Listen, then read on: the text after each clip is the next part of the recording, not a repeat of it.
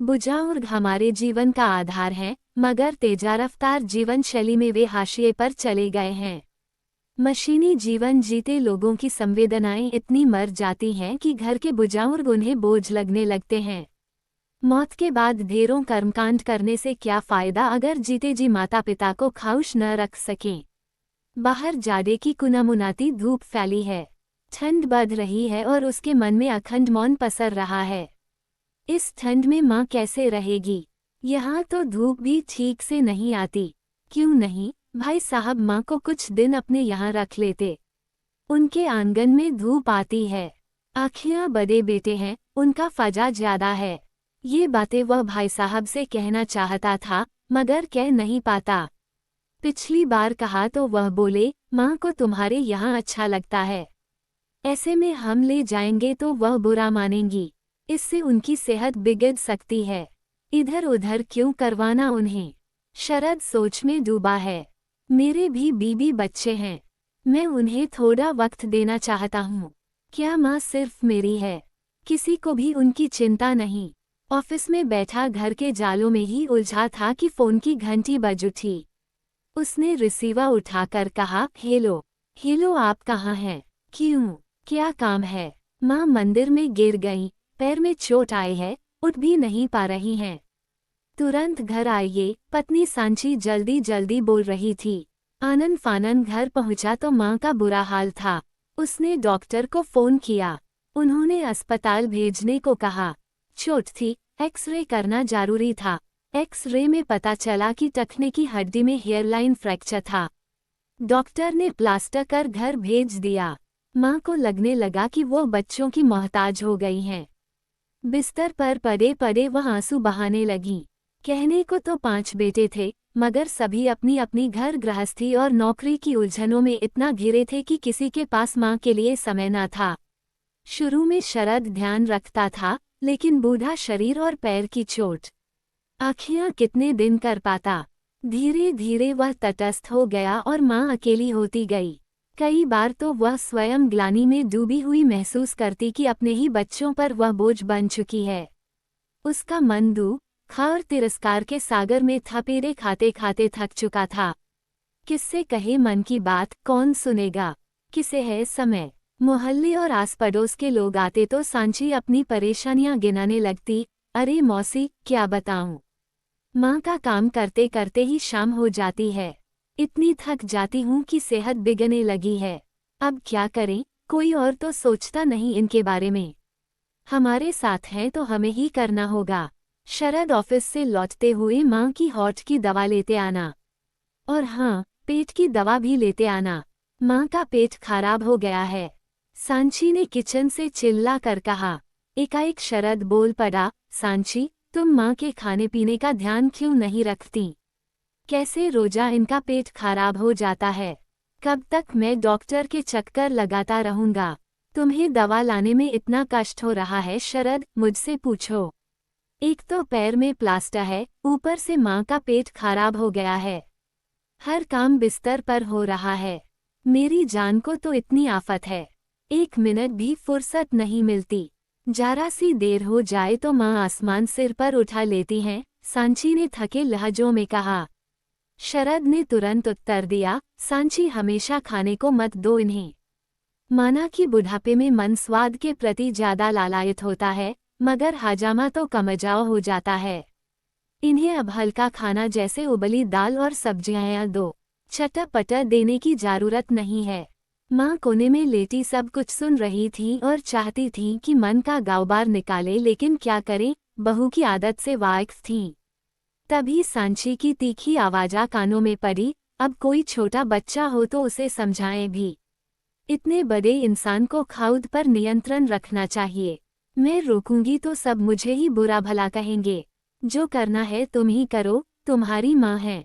अच्छा ठीक है, ज्यादा बक बक मत करो, मैं शाम को दवा ले आऊंगा। माँ को शरद की आवाज़ सुनाई पड़ी। शरद तो चला गया, पर जानकी देवी सोच में पड़ गईं।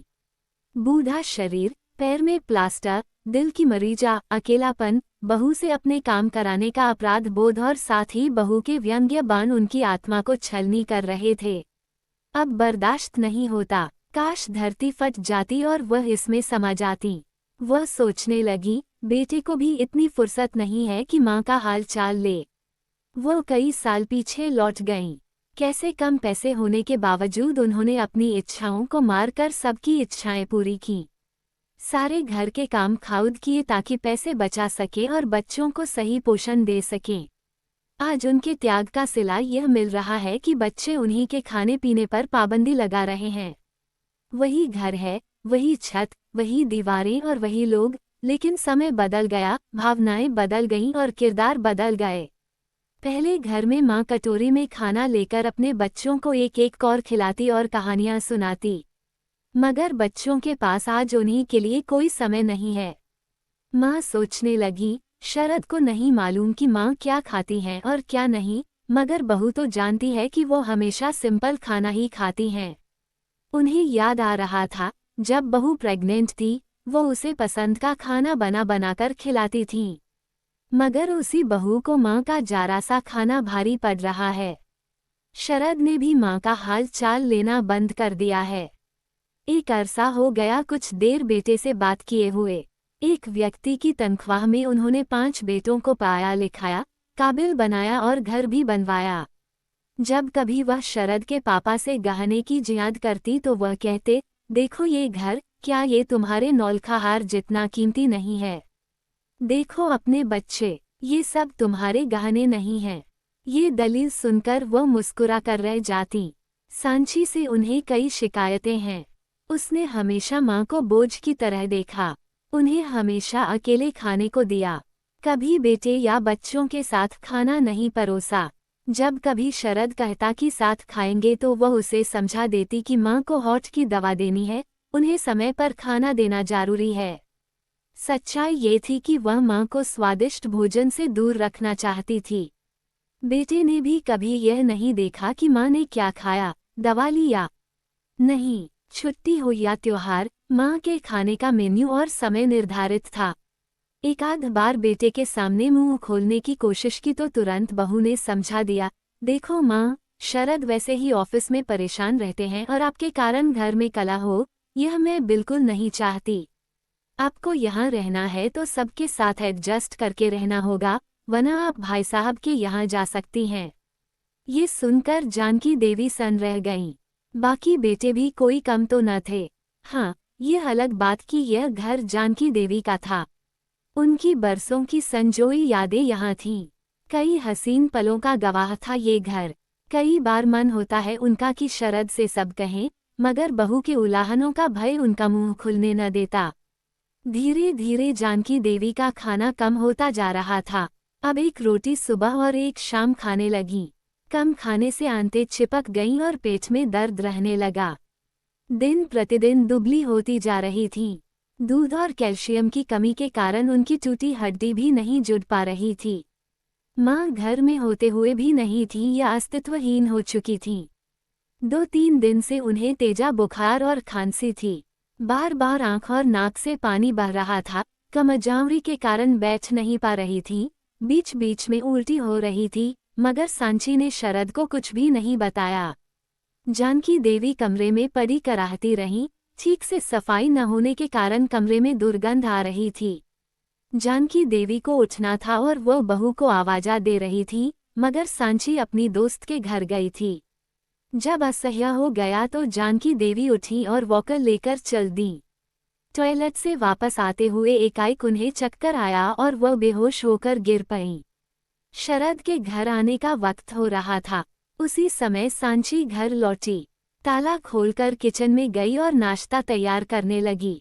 शरद जब अंदर आ रहा था तो उसे माँ के कराहने की आवाज़ सुनाई दी। सांची से पूछा, माँ ठीक है सांची?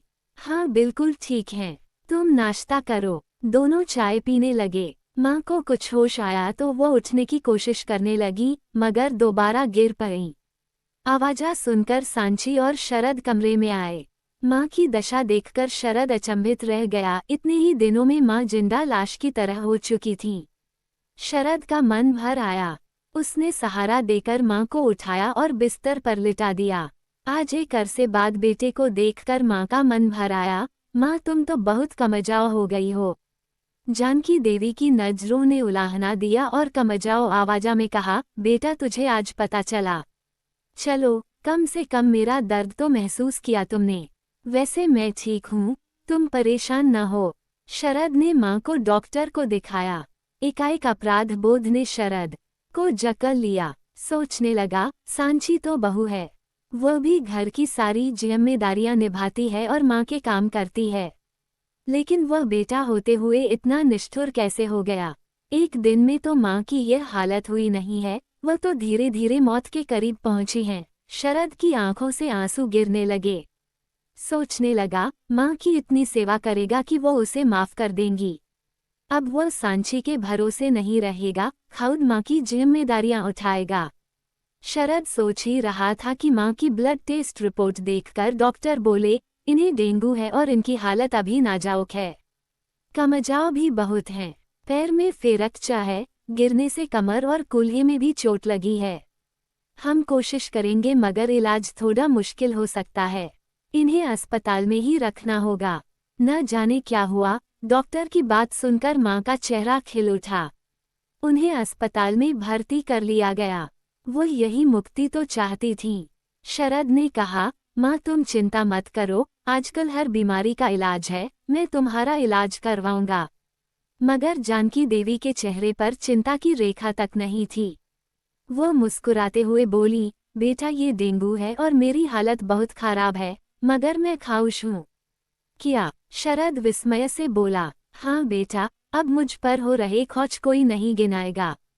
मेरे खाने पर अंकुश नहीं लगेगा और मुझे अकेलेपन से मुक्ति मिलेगी। बहू भी मेरे बोझ से आज़ाद हो जाएगी। दोष सांची का नहीं है बेटा, लेकिन जब अपने ही कोख से जन्मा बेटा माँ को पराया समझने लगता है तो दुख होता है। मैंने 5 बेटों को अपने रक्त मांस से गढ़ा, मगर आज 5 के पास मुझे देने के लिए थोड़ा सा वक्त और प्यार नहीं है। काश कि मेरी बेटी होती जो माँ के दर्द को समझ पाती। अस्पताल में भर्ती होने पर इसलिए खाउश हूँ मैं। इस बहाने घर के पिंजरे से मुझे मुक्ति मिलेगी। माँ, शरद ने माँ के जर्जा हाथ को सहलाते हुए कहा, मुझे माफ कर दो। मैं तुम्हारा हाल समझ ही नहीं सका। अपनी नौकरी, बच्चों और घर परिवार में उलझा रह गया। मुझसे भूल हो गई। सांची चुपचाप खड़ी माँ बेटे को देख रही थी, पर जानकी देवी बोली जा रही थी, बेटा, मैंने अपनी रोटी भी कम कर दी कि कहीं तुम्हारे घर का बजट न बिगड़ जाए। मेरे पास न तो एफडी है, न पेंशन। मैं निर्भर थी तुम लोगों पर, अतिरिक्त बोझ नहीं डालना चाहती थी। कैसे कहती कि मुझे ये चाहिए। कोई बात नहीं बेटा, अब तो मुक्ति का द्वार मिल ही गया है। मैं अब अस्पताल से ही मुक्त हो जाना चाहूंगी। यहाँ अच्छा लग रहा है मुझे। तुम लोग सदा सुखी रहो बच्चों। मेरे पास आशीर्वाद देने के अलावा कुछ नहीं है। धन से हीन हूँ। अपने भाइयों को भी मेरा आशीर्वाद और प्यार देना। अब मेरी जप माला और पूजा की पुस्तक दे दो। सांची ने माँ को पुस्तक और माला दी। जानकी देवी ने धरती माँ को प्रणाम किया और कहा, माँ, आज आपकी उदारता को मैं प्रणाम करती हूँ। फिर वह पुस्तक खोलकर मंत्र पढ़ने लगी और हाथ में माला लिए जाप करने लगी। रात गहरा गई थी। शरद व सांची माँ के बिस्तर के पास ही सिर झुकाए बैठे थे। सांची, तुमने माँ की हालत की सही जानकारी मुझे नहीं होने दी, ये शिकायत तुमसे हमेशा रहेगी, शरद ने कहा।